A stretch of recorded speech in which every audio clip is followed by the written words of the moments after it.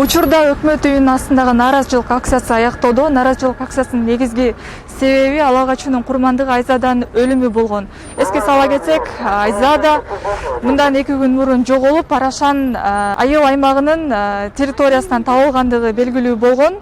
Ушул нерсеге нааразы адамдар алгач Ички иштер министрлигинин астына чыгып, министрдин кетүүсүн талап кылышкан болчу. Бирок элдин астына министрдин чыгуусун талап кылган адамдардын талабы аткарылган жок. Анын ордуна министрдин орун басары чыгып, бул иш каралып жаткандыгын белгилеп өттү. Камалдар жүрүп жатат. Кызмат текшерүү болот.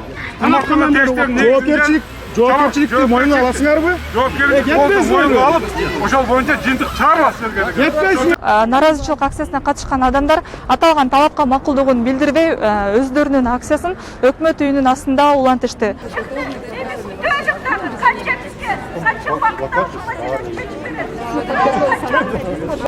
Нааразычылык акциясына катышкандардын астына премьер-министр Марипов өзү чыгып, аталган иш өзүнүн жеке көзөмөлүндө, андан сырткары президенттин жеке көзөмөлүндө экендигин билдирип өттү. Молжа кылдык тартпайлы, баарыбыз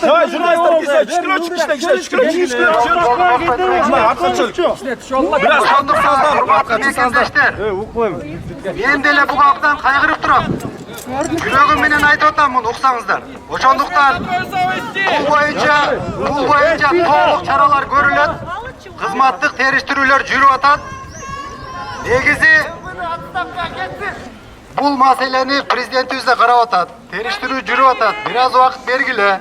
Жана нааразычылык акциясына катышкан адамдар өздөрүнүн талаптарын айтып, мына ушинтип тарап кетишти.